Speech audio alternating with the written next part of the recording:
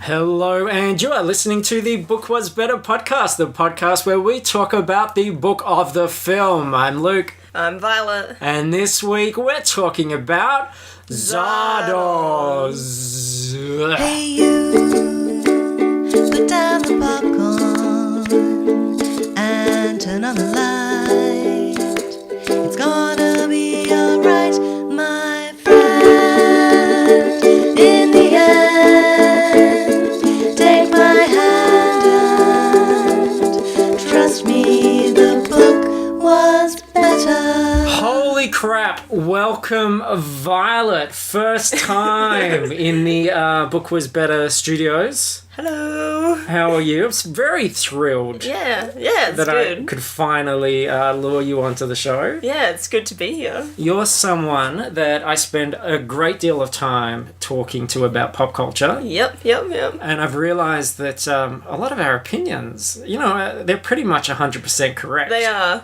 And, you begin to think after a while when we're so right about everything in a world which is often quite wrong. Yes. A lot of our listeners, for example, are completely belligerent, so I want you to feel very relaxed about them. Okay. They're not too bright. A lot of this, to be honest, is going to go over their heads. So I just want you to relax and enjoy, and I just feel like, we're right about so much stuff. It would be a criminal act to not share it with people. Yep. And, True. So wise, Luke. yeah, well, I'm just thrilled to have you here. I think this is really exciting. I always like it when it's a new person on the show. I mean, obviously you and I know each other quite well by this stage, but, this podcast thing, it's kind of different, and the listeners, they get to just enjoy seeing this thing come together. Yeah, just an organic experience, am I right? That is absolutely right. Again, absolutely right. This is exactly what I'm talking about. You are seeing this magic happen already. Now, it was especially great because, the first thing is like, oh, do you want to come to the show? And then I have to convince you that it's not going to be weird or everything. And then it's like, we've got to find a book. Yeah. Now, this was something I'd heard of just out of infamy. I've heard the notoriety, but I'd never seen the film. I mentioned it to you, you hadn't heard of it. And then, what was it that sold you on this? Basically, the Google image search is what sold it. Sean Connery in a mankini is what you describe it. Holding a gun and just awesome font of Zardoz was, just one. Yeah. I think that image search is really what everybody needs to do right now. I know some of you are probably driving or at the gym, something like that. Just pull over, stop the treadmill, do whatever you have to do. Google image search Zardoz. Two reasons. One, when you see this image, you're going to be so seduced by it, you're going to want to know more. Yep. Second reason is, in the past, Courtney and I did an April Fool's episode where we made up this film from the 80s that never really happened. I have a feeling when we start to describe this thing, people are going to think, we're taking the piss. They were pulling the wool over their eyes while simultaneously, pulling the rug out from under their feet. But this is real. I want people to go and confirm for themselves that this is real. And it's worth the watch. On read, I don't know. I'm just saying that Google image search was kind of life-changing, and I questioned why I hadn't watched it in the first place. Yeah, I question why there hasn't been a lot of sequels or action figures. Yeah, I know. Or posters, or I don't know. Halloween costumes. Yeah, exactly. For kids. Yeah, exactly. Imagine a kid in this stick-on handlebar moustache with a little red, when they make them out of that shopping bag kind of material. Yep. A little red mankini.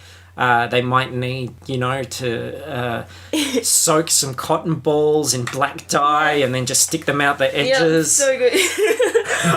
or maybe that floating head they have. They could have been, a paper mache floating head. That's the perfect prop. That is. Exactly, that would be the winning one. Yeah, so look it up. As we said, Sean Connery, post-Bond. He's got long black hair and a ponytail. He's got a big, long black moustache.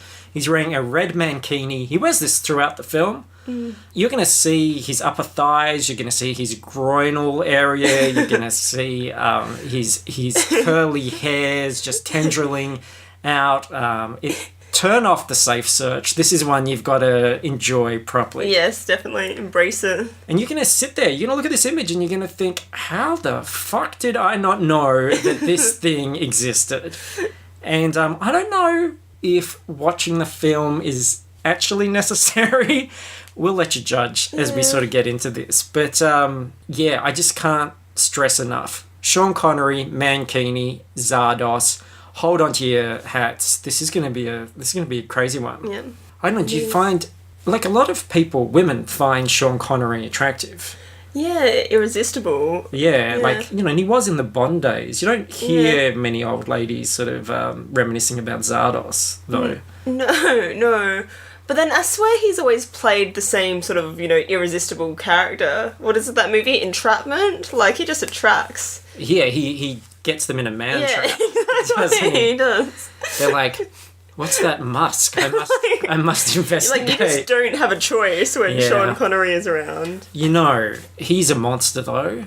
Just on a serious note. You know he's like a wife beater. Oh, no, I didn't know that. And he, kind of proudly so. You can actually watch footage of him on, like, with Barbara Walters or someone like that being interviewed where they're like, you know, you've said that it's okay to slap a woman. And he's like, oh, yes, absolutely. And he's like, actually, he owns it. He's kind of proud of it. Yeah, you know, this isn't like now. This was a while ago. But still at a time when it was clearly very, very wrong. Yes. I'm talking like 80s or something like that. I mean, it was wrong all the time. Yeah. But it's, and he just sort of like is, no, it's fine. You know, sometimes they want to push you or they get out of line and you have to sort of let them know.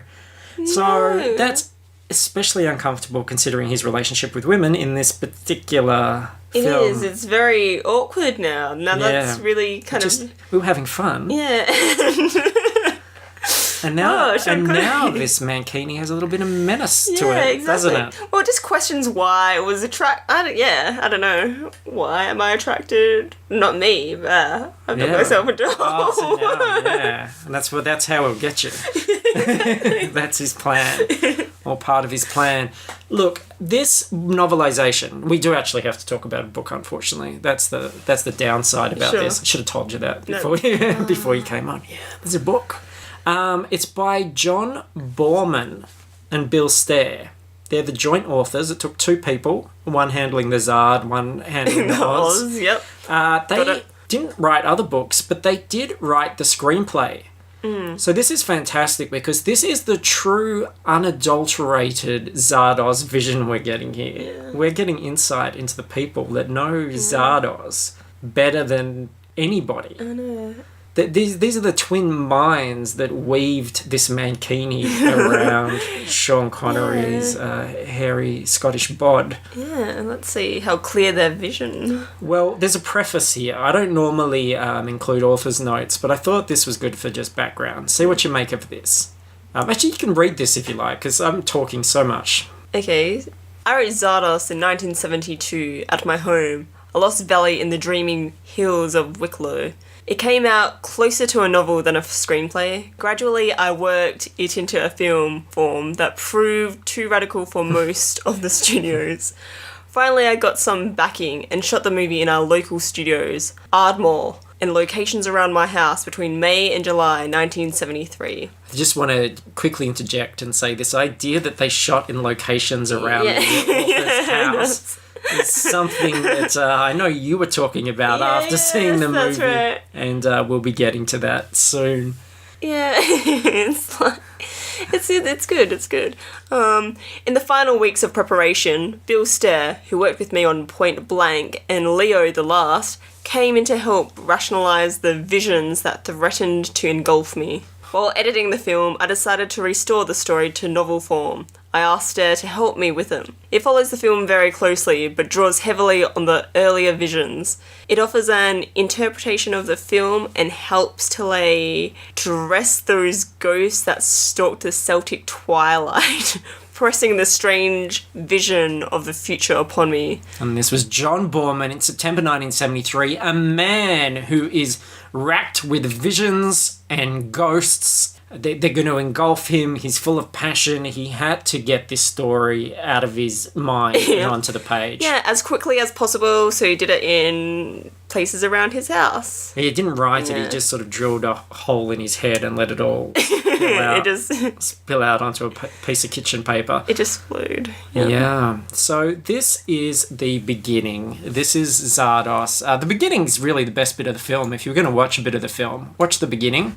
Nothing was easy. Life came hard and short. So did Zardoz, am I right, you guys? The young boy, Zed, took shelter at the side of his father from the merciless wind. They were fortunate. They were the blessed ones. They waited at the mountain top. Others were gathering on horseback, all moving to appointed place, all heads turned to the point on the horizon from whence Zardoz would come. Zed's sharp eye swept the bare landscape. Acres of hook-thorn shrubs jostled in the unceasing wind, their dry leaves whispering across the tundra. Low tussocks of grey grass gave way to deformed woods and midget oaks, they prefer little people, that rose from pools of brackish oily water, and all the plants were dead. First there was a low note, then one of the watchers pointed to the heavens. A shout rose up, "Zardoz comes!" Through the lowering clouds came their god. This was to be the first time that Zed would see him. Even he, a warrior's son, shook with fear and fell to his knees when he saw God. A gigantic stone head slowly descended toward them. Vast and menacing, its huge face was carved into frightening grimace. Its eyes glowing, its face glittering with rain. How could a head live without a body? What kind of creature could have born this monster? Perhaps the body was invisible and all around them. Zed stood firm. The warriors raised a huge salute as the head came to rest before them on the hilltop. There's a beginning. That's how you open your book. A couple of things to think about here. Normally, the novelizationist is just being given a screenplay and is going, what the fuck is this all about? And they have to make stuff up. Which is normally why you get those kind of rationalizations. Like, someone who didn't understand this story might look at it and go, how is this head floating? Does it have an invisible body? I don't know. But this guy should know, right? I mean, he created this thing. So he's not even sure what's going on.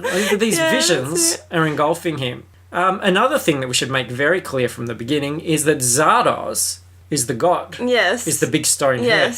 Not Sean Connery. Not Zardoz. I think we might have been referring to him as Zardoz, but he's not Zardoz. No. The god is Zardoz. Sean Connery is Zed. Zed, who is apparently the young boy. Did you know, like in the beginning it says the young boy is Zed, and I'm just thinking Sean Connery in this film is... They lived very hard lives. He was 14.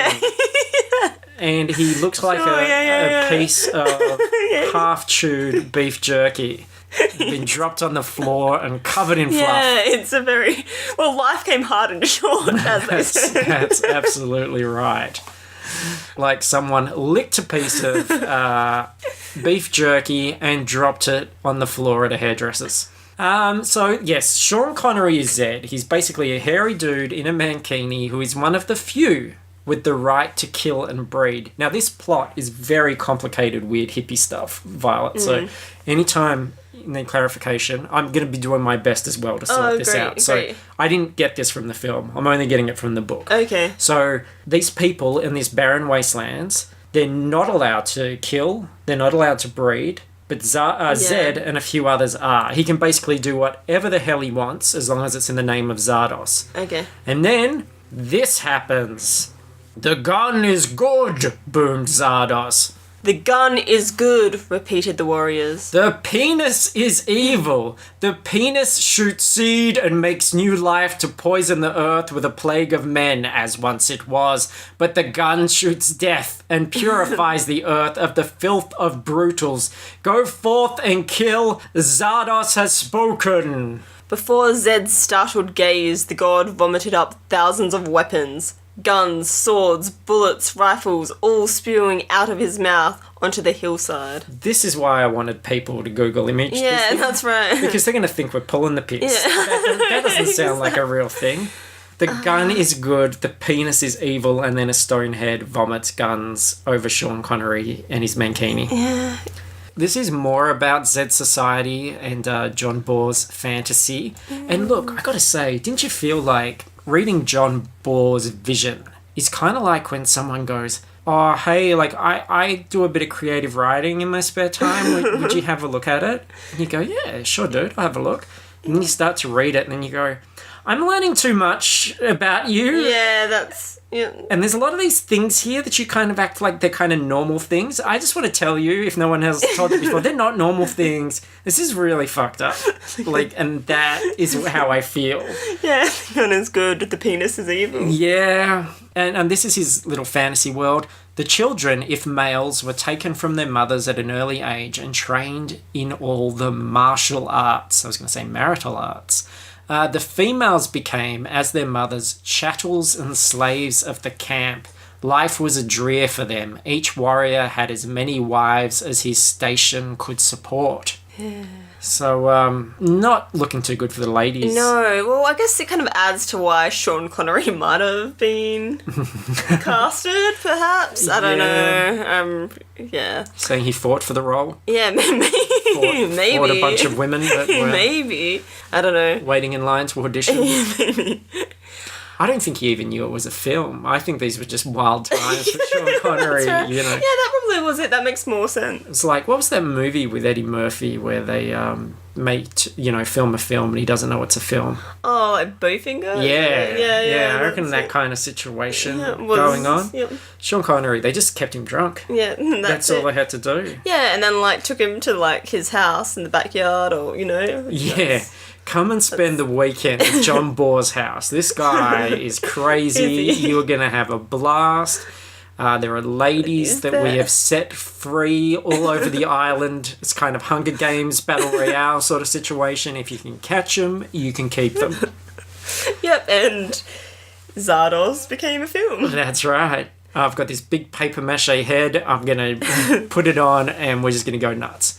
Upon their war horses, they were one with the beast they rose. Bridled and saddled with red leather, the exterminators rattled with old trophies, scalps, fingers, bones, rings, and trinkets from the dead. And I bet they smelled absolutely terrible. Yep, yes, just scalps, fingers, bones, yes. It's only so much pieces of human you can have dangling over you in a society without showers before it becomes a bit too much. And how about this? Here's the description of the fantastic man, Keeney, the Zed himself.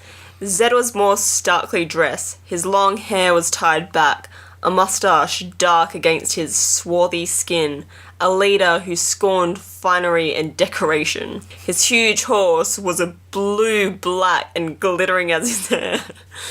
Zed wore long boots that rose up to his thigh tops, a breech clout, and Swords? I'm not sure. swaths of encircling ammunition belts across chest and waist. A breech clout. Breech clouts, to be fair, they're very in Okay. this season.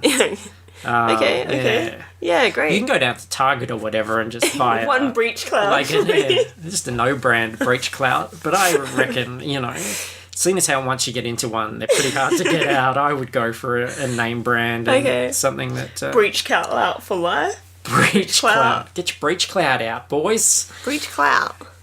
Go down the beach and get your breech clout out. There's some odd words in here, some words that we don't use often. Yep. I'm going to be, struggling with some of these. The great thing about Book Was Better is, we're learning. We're learning these words so, if we don't know what something is, like a breech clout, we could look it up. Okay. Or we could just ignore, we can make it up. Okay. I prefer the latter.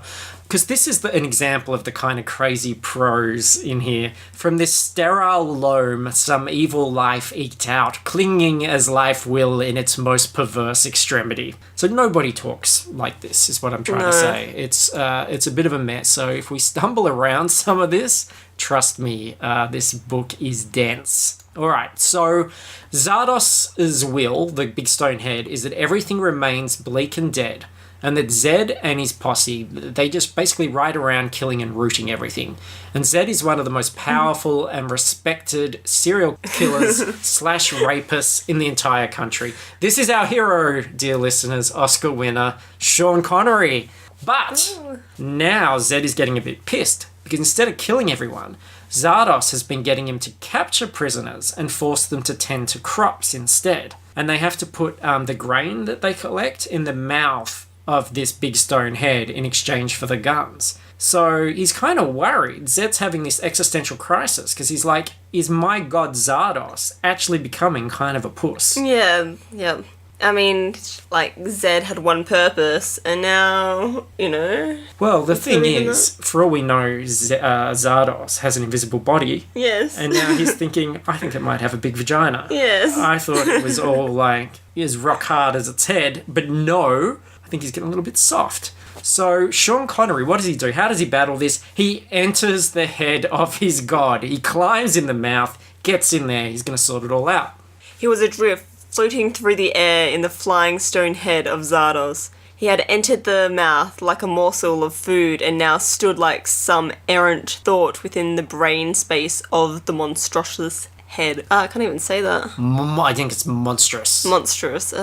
And the wall near him was a hard print. Man was here. It was a sign, a signature of authorship. So, look, this god doesn't seem so godly on the inside. The plot thickens. And look, here's a little decorating tip you may wish to use in your own home. You've been thinking about these kind of things recently. Yes. What about this for your room? At the top, his path was blocked. Rows of blank, unseeing, naked bodies gazed out through huge fetal sacks. They were neither alive nor dead, though all bore marks of violence. Yes. I think this is just Sean Connery's decorative home, right? Yep. Get your breech clout on, go down to IKEA, get yourself some fetal sacks. Yeah. Very big that you do have to assemble them yourself. And Sean Connery, who is described probably for the first time ever in his life as cat-like, doesn't strike me as the most agile of men. He spies an intruder inside the big old head.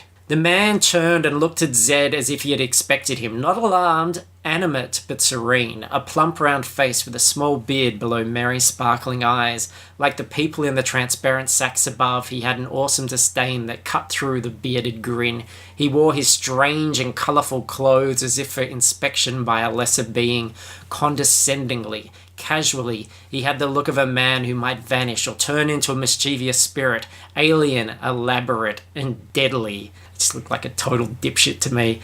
And overall, the frightening and persistent look of one who is assured to a point of unnatural supremacy. Do you remember, he's actually the guy that at the beginning of the film is a floating head who narrates. Oh, that's great. Things. How is he? With that art line, like texture just drawn on him? Yeah, great. Kind of like Dali at a school play kind of thing. Like, he looks, doesn't he like have a tea towel wrapped around his head like he's pretending to be a pharaoh or something? Something like that. That's kind of weird. It's good. I just think this is, what's his name again? John Borman? I think it's just a weekend at his house. That's a lot. Yeah, they just invited a couple of mates around. Just went nuts.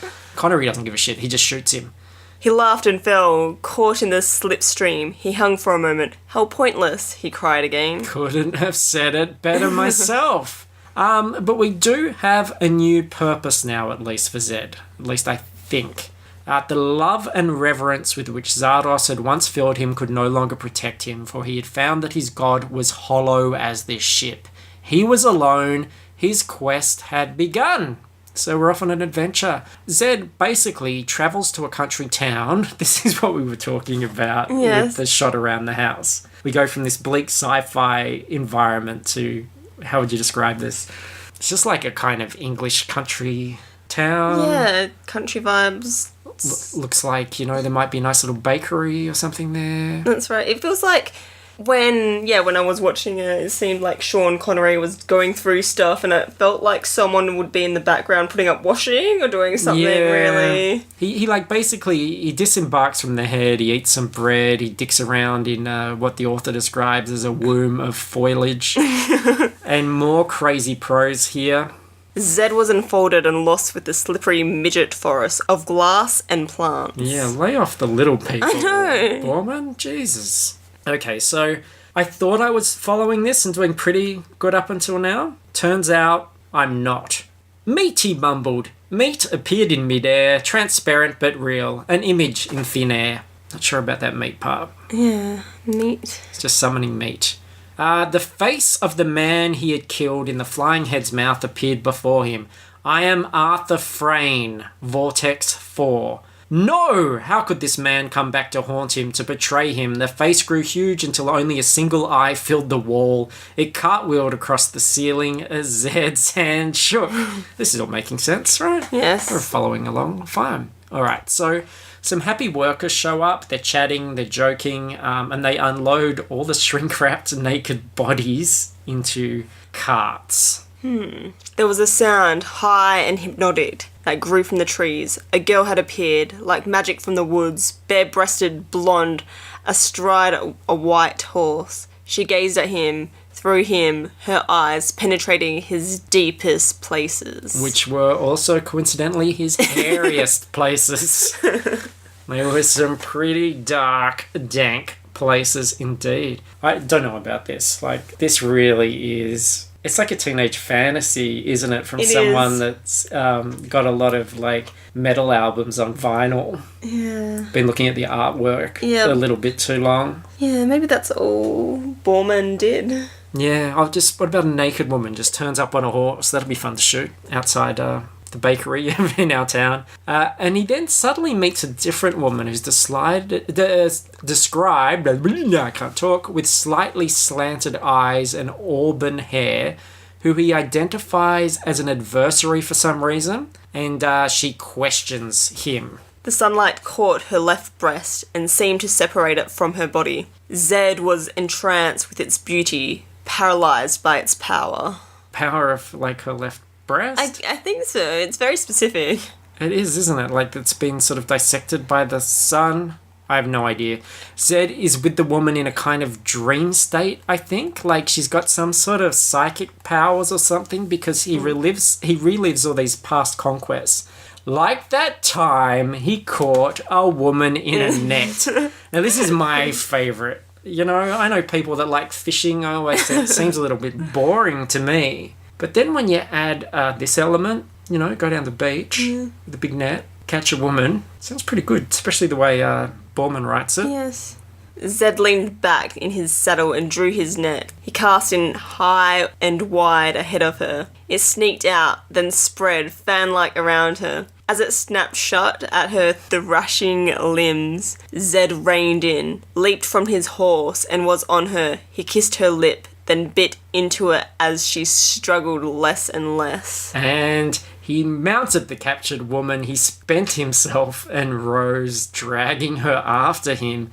She was fine booty to be taken home across his saddle to bear a child for Zardoz's sake. Oh, wow. This is courting back in those times. Yeah, is I don't know, Sean Connery has lost his, you know, what am I thinking of? Hypnotic. You know how he normally just gets women in a trance? Here he's literally putting them in like a they net. don't really Yeah. He's usually like a little bit charming. Yeah, exactly. Relies on the kind of eyes, the smirk. Not so much on the net. Yep. I reckon even Bond's got a net in the boot of his car. Just maybe just in case. maybe that's his net. Maybe that's Sean Connery's net. I think it was. Net. They were, yeah. Well, I can't imagine the budget was big. They didn't spend a lot on costume material anyway. You can imagine them just going, look, Connery, come down to my place for the weekend. I'll invite some mates. We'll have some laughs. Have you still got that old net? Bring that net along. We'll go down the beach, see what we can catch. Like, he has sex with her while she's in the net, and then he drags her off. Does he say something like, she was a cat? You know, she's such a cat. I hope so. That would be pretty great. I'm just hoping he didn't, like, do what he did and then, like, drag her by the foot or anything. She would have completely filled up with sand. Here's some sort of explanation as to what's going on. The two women, May and the other. So I just love that. were in some way drawing his thoughts from him as he lay on a slab in the centre of the room. They were making them appear as bright as his day had been. They talked into the rings they wore. They would be machinery of his predicament. Yeah, so they've all got these like magic superpowers activate rings that they talk into. They're kind of like the iPhone of Zardoz world. This is the first visual contact with the Outlands in years, as opposed to data, since Arthur was delegated to control them. It's proper that we investigate. Okay, so I mentioned that because this is making me sort of understand. Arthur Frayne, now he was the guy that Connery shot, who was inside the head. He had been delegated to go to the Outlands, which was this bleak place where women are caught in nets. Yeah. And he was like supposed to rule over that. So the invention of Zardoz seems to be him. He's basically the puppeteer of this situation, I think. And speaking of Arthur Frayne, they say Arthur Frayne died, reconstruction has begun, and May and Consuela moved over to examine the interior of one wall section. They illuminated a tiny fetus growing behind the glass. Zed felt a chill of horror. So Consuela was the other woman? Yes. The other woman. The other woman. And Arthur Frayne, who Zardoz shot, is now regrowing as a fetus. Oh, wow, that's pretty quick. Yes. Now, this vortex here doesn't just have women in it, though. Now there were others around him, the two women and others like them. The men were strangely like the women. Effete? What's that word? Effete? I don't know. Effete? Effete? Effete? It's being used to as effeminate, really, isn't it? Okay, yeah, so effete. He felt them to be more passive than the females. They all crowded around the screen, laughing and applauding. This was the community, perhaps 25 in all. This was what he had come to see. He had penetrated the heart of a vortex. So he finds the men to be a little girly for his tastes, not too fond of them. But, you know, he is determined to penetrate whatever he can. Yeah, in the heart of the vortex. You can take away his net, but you can't take away his spirit. These are the people that I essentially describe as the foppish dimension dandies. This isn't what I was expecting the film to be about. I thought it was going to be like a kind of Conan-esque adventure with Connery wandering around being awesome. Yes. But it's actually about him being studied by these, like, dandies. Yeah. These foppish gentlemen. They were girded with jewelled codpieces, heavily woven with metals and belts that secured the wide divided skirts, which stopped at the knee. Brightly shining buckled shoes completed their costumes. All were richly jewelled, but in particular each wore a large crystal ring on the third finger of the left hand. This glowed with an inner life of its own. The materials of their costumes varied. Some were fine as butterfly wings, others gaudy or lustrous with dark velvet and purple silk. It all spoke of much wealth in time, ingenuity and construction. Their tight bodices revealed lithe bodies rippling beneath the thongings. Slim-hipped and long-limbed, their dress showed them as beautiful and young, displaying their bodies for all love's eyes and promises. Whew. I feel like I need a cigarette after that. Yeah. Smoke. Yeah. What do you make of these guys?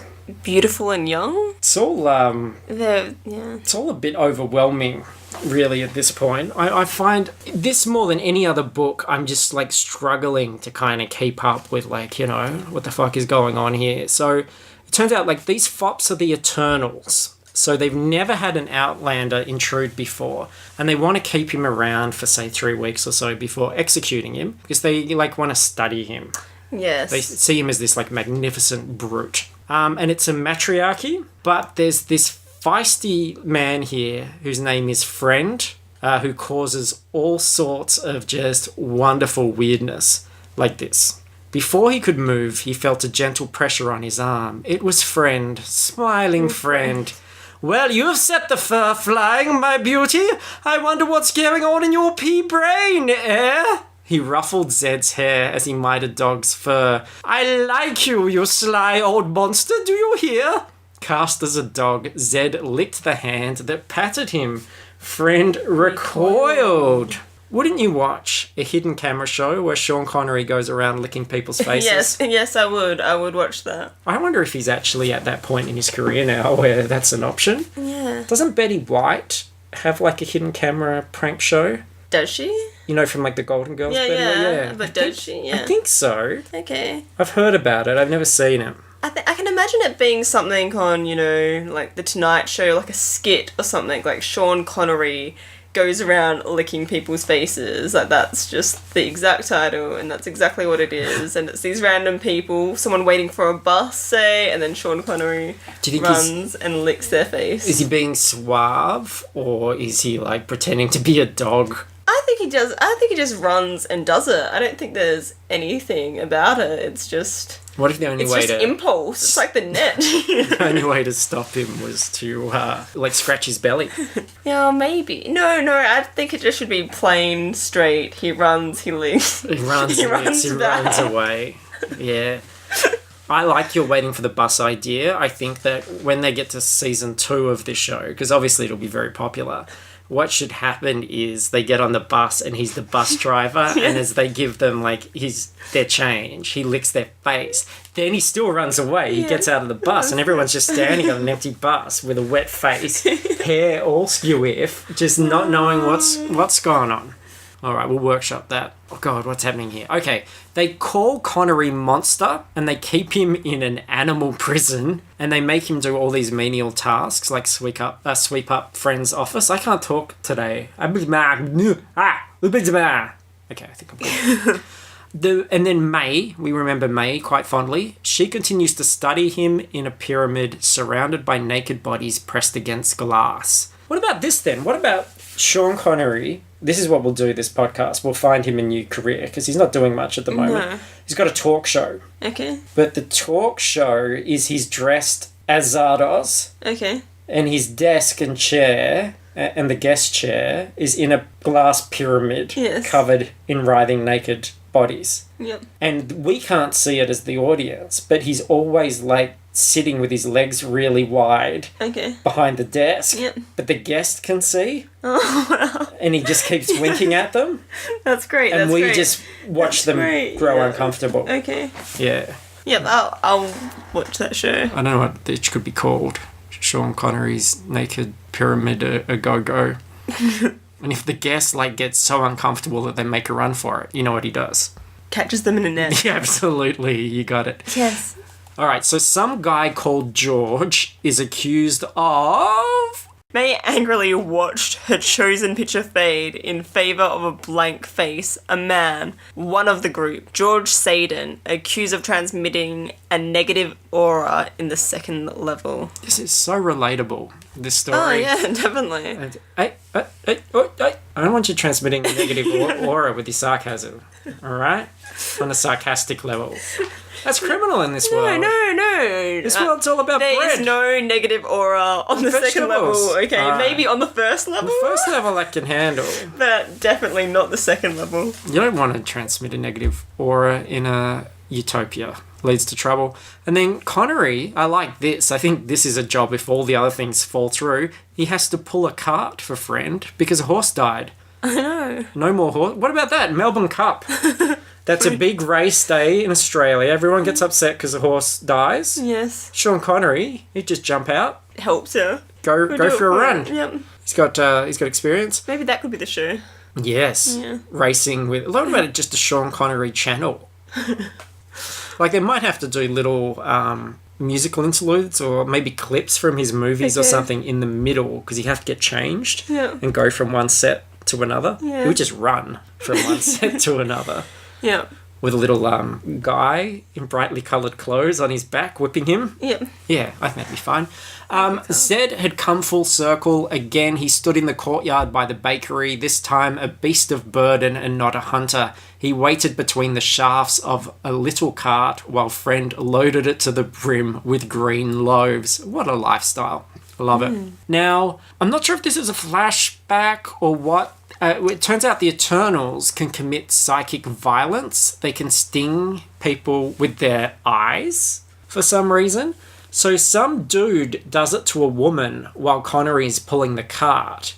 And the way they punish these Eternals, because they're called Eternals because they can't die, the way they punish them is they age them. Instead of sentencing them to jail, they age them a few years. Does that, any of this make sense? It strangely does. And yeah, I guess it makes me question a lot of things. Like, I mean, in this film, Sean Connery is a young boy, Zed. And Yeah, he's 14. 14, which is not 14 years of our life, our world. Well, it's the time is equivalent. It's just, it's harsher conditions. Yeah, that's it. Yeah. Harsher conditions. So, I don't know. I want to know what will happen to... I'm just interested. What happens to Zed? Just going to come on this ride, this little cart ride with me. Yeah, so they get punished by being aged. I'm getting old myself, Fred's friend said languidly from his comfortable... It's such a convoluted, confusing story. I'm just changing words around and mispronouncing everything and stumbling over everything just to keep people on their toes. Friend said languidly from his comfortable seat on the cart, 6 months here, a year there, these sentences add up. They age you, but they don't let you die. Why not kill yourself? Zed ventured. I do now and again, but the eternal tabernacle simply rebuilds me. Another sardonic thought struck him, twisting a smile onto his lips. So this is the problem. You become a blithering old duffer because you keep breaking the rules, because you're so bored. Yes. So they keep aging you. Yes. Then you finally had enough of it all. Yes. You take a toaster into the bath. Yes. Bzz, bzz, bzz, bzz, bzz, you're dead. And they reawaken you as a baby and the whole thing starts all over again. Yeah. The cycle. Yeah. So this is their curse. Now, isn't this a problem? Like, when you start to think about these things, which if you're watching the film just seem completely fucking weird. Yeah. Doesn't it start to become like, oh, that's kind of an interesting science fiction concept. You start like drinking the John Borman, Bill Stair Kool-Aid and going, yeah, I think you might be onto something here. You're seeing his vision clearly now. And then Zed encounters an apathetic. Now, these are the people. Well, let's have a look. Zed walked up to one exquisitely beautiful girl who seemed to be looking at him. He grasped her breast, then squeezed it. Zed handshake right there. No response, for some reason. She was still slowly focusing back from where he had been to where he was now. Her nervous system, minutes behind his, dulled and defeated. Friend smirked. Go on! Help yourself! Zed caressed the girl, gently, then fiercely. She submitted blindly with no response to him, for or against. Friend walked among the others and placed their arms in weird positions. There they stayed, then slowly sank back to their original positions through the liquid air. Okay, so these are the people that have just completely given up, are just kind of brain dead, and you can go and just do whatever the hell you want to them. Zed gulped at the information and it stuck inside him. His god was a grain ship to feed these infirm people. Emotional mutes, sad statues that were once Eternals. Zed saw them clearly. He saw inside them, and there lay a voice. This could consume him. He felt the pull of their great sad emptiness and was afraid. No enemy had been so passive yet so strong. Their very weakness was their strength. He felt them pulling him like the spirits of the dead into a grave that had no end. These apathetics drew him to an endless night where he could see and feel but not move, to be paralyzed by some great insect, demon, like a helpless grub, and then to live on while the canker of another vulture ate into his live but mordant flesh. They had ceased to live, and yet they could never die. Look, see, that's not in the film. That's where this book kind of stands out, right? Look at all that kind of like shit that Borman was like thinking. It's not in. Is he Borman or Bohr? I have no idea. It's Borman. Borman. You're Borman. So Zed starts formulating plans to take out these people who can never die. But we are interrupted by May's sexy lecture. This is one of the best scenes in the book. Penic erection was one of the many unsolved evolutionary mysteries surrounding sexuality. Every society had an elaborate subculture devoted to erotic stimulation. The audience was bored but looked sleepily at their new toy, Zed, with mild interest. Onto the giant screen flashed a succession of bizarre sexual pictures. funny, sad, extraordinary, all heaving in various degrees of beauty depending on the time and culture from which they came. And Consuelo poked her long pointer at the screen as a flaccid penis appeared there. She rapped it and it rose to full erection. Someone yawned, another scratched his nose and looked into the garden beyond the room.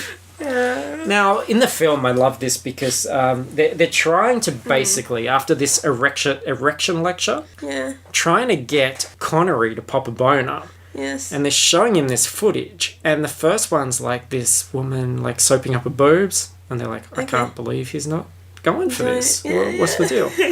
And then the second one is even like less erotic. Okay. It's these two women covered in mud fighting each other. You don't even really see any of their bits. And then they're like, I'm really shocked that this isn't giving him a boner. Yeah. And then May herself comes in and tries to give Connery an erection. He was turned to face the screen. Images began to appear there, images which began to drive him. Every imaginable aspect of sexual woman appeared before his eyes, which apparently was mud wrestling, and some aspects that he could not have imagined, also more mud wrestling.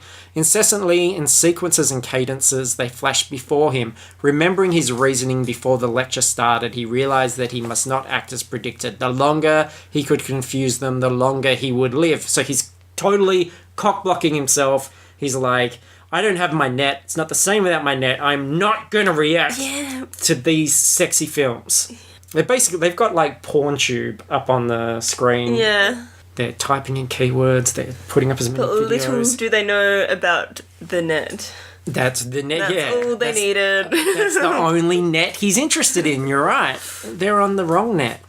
And then Zed flicked his glance from her to the line and back. A thought crossed his mind and issued across his face in a brief smile. He could control his body. She still stood there. Zed produced the desired erection for the benefit of the audience. Consuela's done the trick herself, said Friend. They giggled, laughed, and applauded. Consuela was the object of the Brutal's affection. So how is this for a bit of irony? She's making him watch all these films. He's not reacting, and then he just looks at her and just goes sproing and just pops one, and then her face is completely red. Embarrassing. And then Friend hangs some towels on it, and then they see how many towels they can hang on it. Turns out they can hang quite a few towels on it. So then they get some loaves of bread in bags, still going.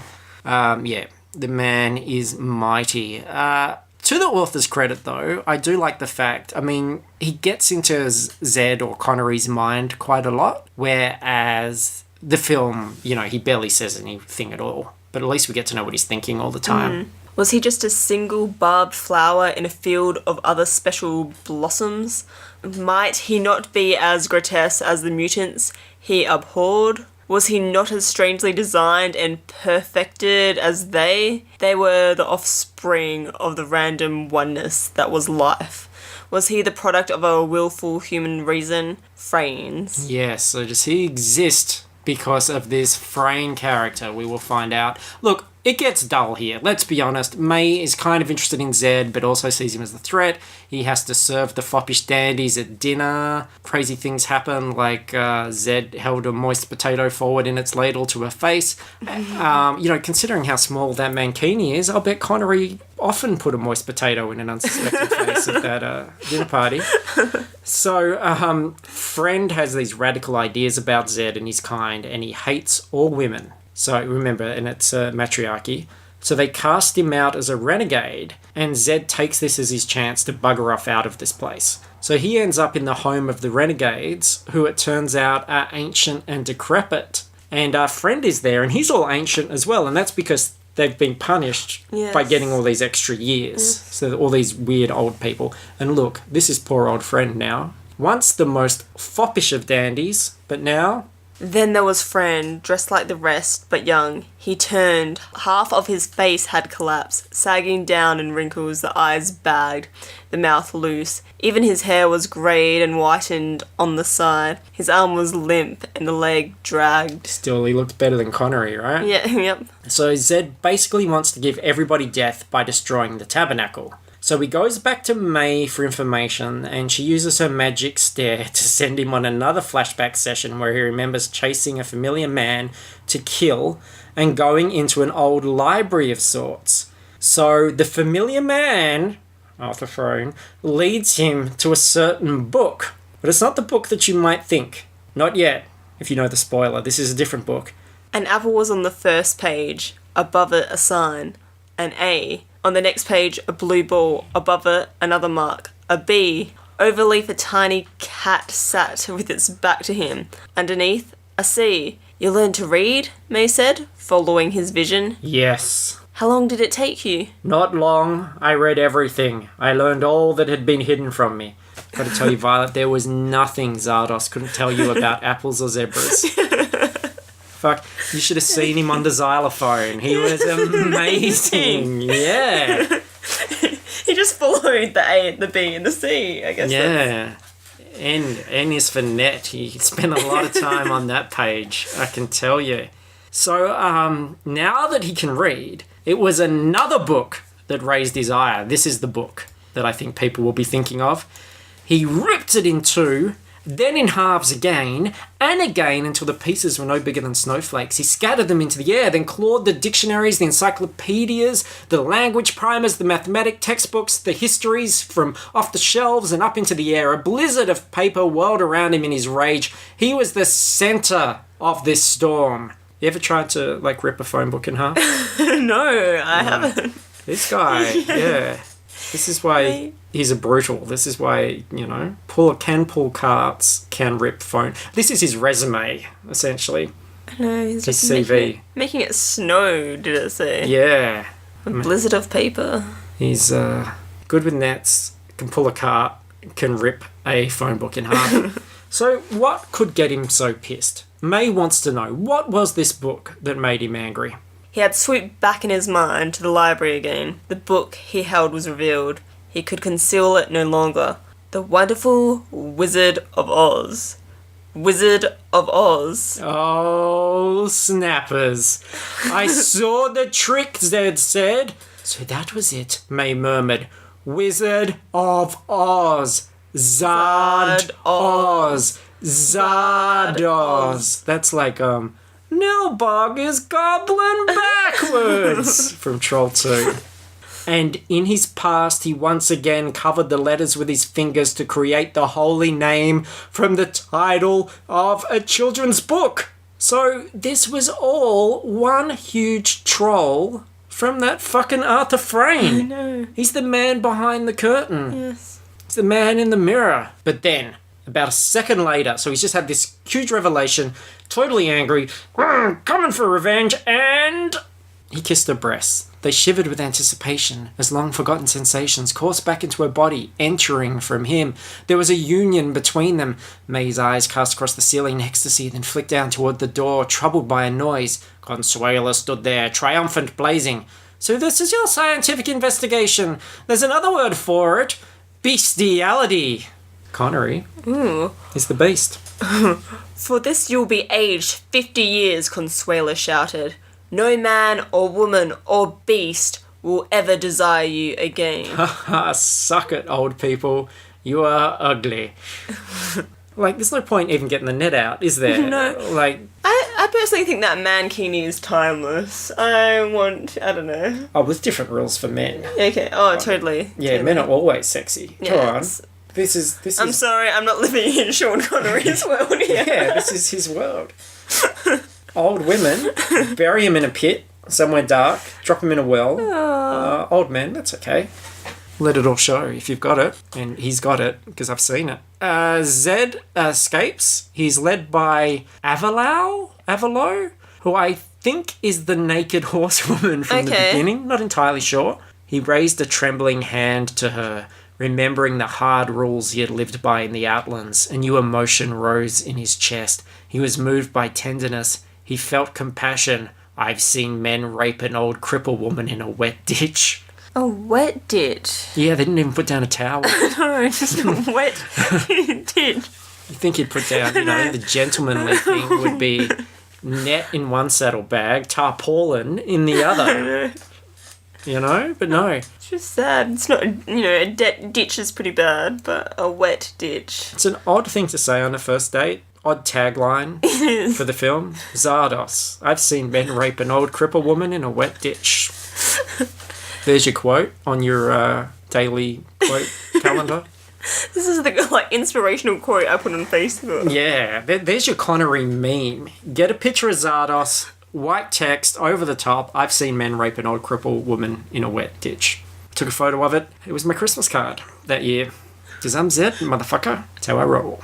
So he escapes again, pursued by Consuela and her soldiers, and the apathetics try to suck his life, but he eats a magic leaf that Avalo gave him on the odd chance that apathetics try to suck out his life, I suppose.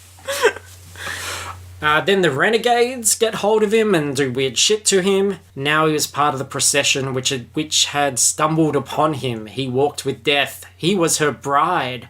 The sly renegades had dressed him in an old bridal gown. A veil covered his face. Didn't you think that was a metaphor? He walked with death, it was his bride?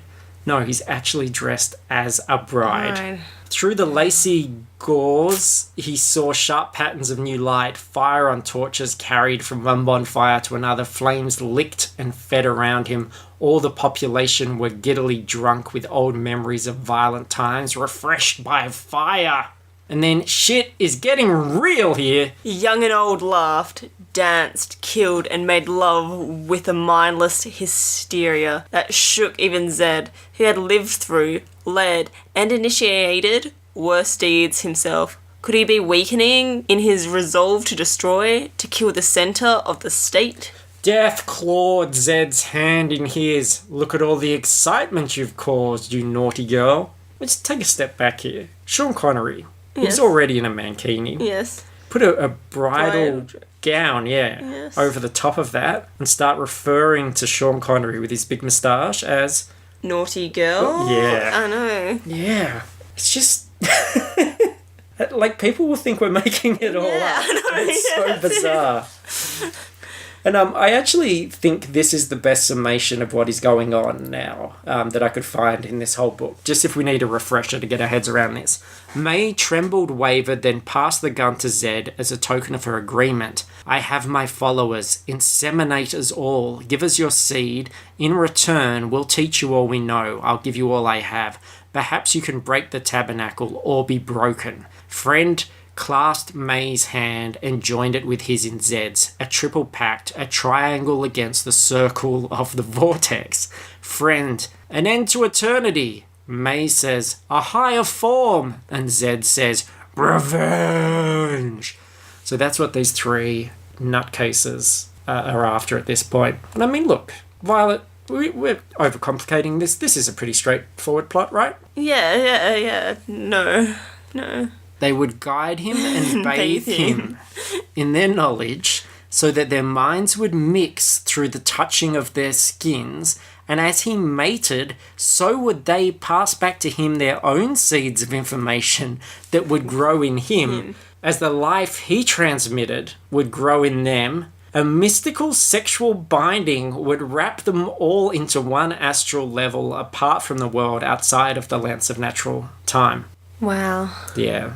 That's the most poetic circle jerk I've ever heard described. Yep. It's like a human centipede It is. kind of situation. The three of them are going to have... This triangle was quite literal. It's pretty much they've made the human centipede beautiful in that paragraph. You're right. Like, put a poetic kind of slant on it. That's it. And then, look, what follows is about 10 pages of heartfelt babble that are completely lost on me. This is really Borman just tripping out and pouring it all onto the page. I really didn't understand any of it. And I get the feeling by the end of it that this thing, this tabernacle, the pyramid, it's actually a spaceship. Okay. So it was an ark set adrift to await the ebbing of the flood. It was planned to settle somewhere and restart the earth. or if the waters never receded, to sail on forever, drifting helplessly, yet thriving within. Other ships had gone out to the stars to perpetuate the problems of humanity on far-off planets. There was no knowing if they landed safely or not. If they had, they would still be faced with their own essential natures as well as the new problems of the fresh planet. The reviving system which brought them back to life here was for spaceflight. If these ships were voyaging light years and they would have to get to the nearest stars, they would have needed this internalizing machinery for its crews. All specialists, all parts of the ship control, bound each to each and all to the ship by a tabernacle. I've got to apologise to you, Violet. This was a fucking terrible choice for your first time. How dense is this thing? A tabernacle, yeah, it is. It's interesting. It is. It's interesting. I'll give it that. But we could have done something like Ghostbusters. How easy is that? They want to bust ghosts. Yeah, I know. But Zardoz. I thought Zardoz is. It just looked cool. You had me at Google image search. That's all I'm saying. Look, I mean, the great thing is this is a baptism of fire for you. Somebody had to do Zardoz. Not many people were putting their hand up. I think the fact that you saw this man and you knew that this was a marriage, this was something that had to happen. And we just got to get through it, don't we? We just got to, try and pull it apart, try and make sense of it as best we can. It is what it is. Zardoz. Zard, Wizard of Oz. Then look, Consuela bursts in. She says more babble that I don't understand, a melodious whistling from the great speed filled their ears and sang into their heart center. As they touched, they endlessly cavorted and spun in the current of ecstatic space, penetrating and interpenetrating each other's flesh. They glowed with each other's touch. And then the reborn Arthur Frayne turns up and revenge stabs Zed. Zed seems fine with this though. They quote writers and philosophers. Then I think Zed talks to the tabernacle. He says that the tabernacle speaks back to him and says, "You have penetrated me." Okay. A lot of penetrating going on. Zed has to face a mirror image of himself. And then time goes forwards and then backwards, and then Zed wins somehow because, I don't know how much of this crap we can keep reading. It's to do with artificial equilibrium and vortexes and artificial paradise set in the real world, making its surroundings the poorer because of its presence had been swamped, flooded back into the outlands. Now all the goodness that had been artfully stored here would be redistributed back into the places from which it had been stolen. I understand that. I know what that is. So, yes, it was a really bleak world. Yes. Because they'd had everything taken away. Yes. But it all came flooding back. And so those people that had to live in fear of being shot or fucked in a net now suddenly had crops and happiness and stuff. I think. So they go... Oh, I don't get it. I thought Zed's fight was to be against the crops. So Zed's perfect world would be where there were nets and stuff. Yeah, you'd think he would be happy with his job description because he was so good at it. He was. When that's all he knew. But you got to remember, though, he was a very religious man, very uptight, and he believed that his God could rock with a rock-hard cock. And then he found out his God was just like that Arthur Frayne. Yes. Who was really, let's be fair, after he was shot, was just a little baby. I know, saying nothing. Just a little baby. Yeah. Just like a baby. I'm your God. The pee-pee is evil. And he was just like, taking my net and I'm going home. Look, let's just go straight to the ending. The exterminators, this is Zed's crew, have returned, and this is how it all wraps up. We'll take turns here. Zed was enclosed by thick woods. The crashed head was in front of them. It lay on its side, half buried, the once grotesque mouth now a doorway. It had fallen straight into the wood, not disturbing the outer bush. No one would suspect it was here. He took Consuela into the mouth, into the cavern that had brought him here. While the exterminators looted and destroyed that which they could never understand, Zed comforted Consuela. They could hide safely here until the storm had passed. Days later, the last of the soldiers had gone. Zed ventured out for food and soon returned. This was their home. They lived as one. Through many seasons, Consuela bearing him a son who grew and left them, a single voyager, going out into the light, perhaps to meet May's children. Perhaps to buy some cigarettes. He grew up and left them. He got out of there. He was 7. Zed and Consuela grew old together. Death took them, then time took their bones into dust until all that remained was his gun, rusting beside a handprint on the rock. All that remained was the wet ditch where his son was conceived. Seriously? What the fuck, John Borman? What is all that about? That's so complicated, Violet. I don't know what just happened to us. It was a journey, and I think that's what they say in the beginning, right? That it's a journey? Or they say something like that, surely. I feel like, whatever you take from Zardoz is fine. We don't all have to agree. We don't have to reach the same consensus. I think if Sean Connery and a red mankini can put a little smile on your face, yep. Put a smile on a little fella's dial, then I reckon it's all right with me. That's right. Just go with it, I reckon. Yeah. Yeah, just go with it. Just get in that net. Yeah, just don't think about it, Just go. Yeah, I think we will probably never think about it again. I've got to ask you, Violet, this is part of the procedure. I'm contractually obligated to do this every episode. Was the book better? Oh, no. Oh, it's kind of hard. It's true, because the prose isn't bad. It's very dense, but I mean, you can't fault this guy's complete unapologetic commitment to his artistic vision. Yeah. And he certainly fills in a lot of gaps. And the story makes more sense than the film. Definitely. But, Sean Connery and a mankini. Yeah, like I said, just the, the snippets, the little outtake.